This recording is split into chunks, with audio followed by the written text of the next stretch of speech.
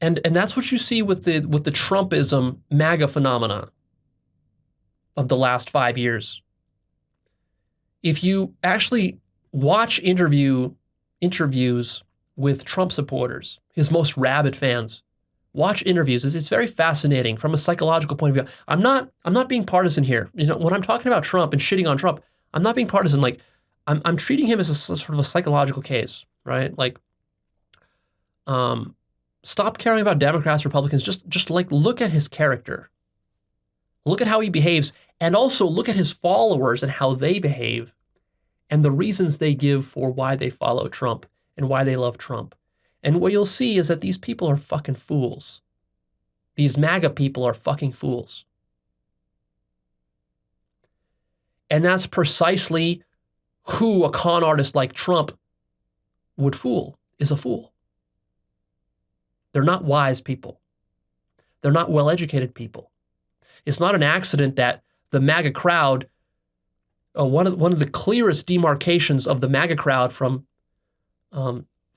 not is that they don't have a college education. Because the more educated you are, the wiser you become, the less of a fool you are. And it's no accident that Trump himself is not a very well-educated person. It seems like he hasn't read a single book in his life. But he's an amazing con artist. So what's funny is that the funniest thing about Trump is like it's amazing how far he got in life and how little blowback really he's gotten for the incredible cons that he's run. I mean, he's probably one of the best con artists of all time, literally of all time, one of the best con artists of all time. And what's funny is that his supporters don't see it because they're so blinded by ideology and partisanship and their political biases and their hatred for liberals and progressives and Democrats and socialism and all this sort of stuff. They're so blinded by that, by the content of that they don't see the structure. See my episode, Content versus Structure, for that distinction. They don't see the structure of Trump as a con artist. And a lot of times people are debating or arguing about Trump, like in a political discussion, they're like, well, should we vote for Trump or for Biden? But, you know, like, Trump is better at these things, and then Biden is better at these things, on sort of like, they're discussing this on sort of like a policy level or a character level like that.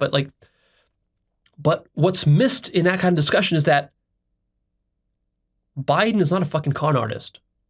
Trump is. That's the most important distinction.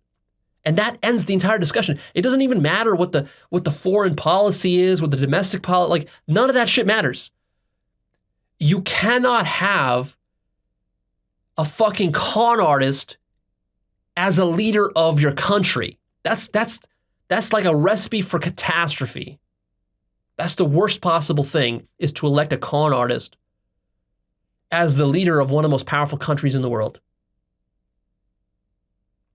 And the fact that people don't recognize that simple point is both funny and tragic at the same time. It's very tragic. It's very depressing. It shows us the lack of, fundamentally, the lack of education of the American populace, that they fall for this kind of shit. Because if our populace was better educated, nobody would fall for Trump's shit, or maybe in the single-digit percentages, maybe 5% of the population, maybe 9%, but no more than that. The fact that 30 to 40% of the American population actually thinks that Trump makes a good leader is deeply disturbing. And not because of some political partisan reasons. They lack a basic recognition of a flawed character. See, now whatever criticism you have of Joe Biden or Hillary Clinton or whatever else, you might say, oh, they're dirty politicians and all politicians are the same. No, not all politicians are the same. There's a difference between a fucking con artist and a typical run-of-the-mill politician like Joe Biden. Politicians can lie, they can exaggerate, they can make false promises. Yeah, this is all standard for politicians. But then you have a fucking con artist. You see the difference? That's a huge difference. If you cannot see that difference, you're really lost in life. You're in a really bad place. And if you're denying this difference, you are utterly blinded by partisan bias. Because what I'm talking about here is not a partisan thing. It's not a matter of Democrat or Republican or whatever. You could have a con artist on the progressive or the Democratic side. And if we had one, I would be saying the same thing about him or her. But like Hillary Clinton is not a con artist in the way that Trump is. And the fact that people cannot make that distinction, many intelligent people, many political analysts and so forth, literally cannot make this distinction, that is deeply problematic.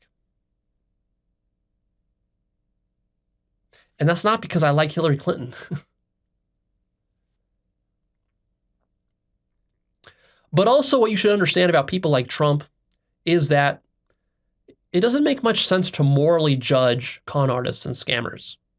In the end, he's just like a fox. He's doing what a fox does. It's a survival strategy. So moral judgment here isn't the solution. The solution is just to become wise to the con.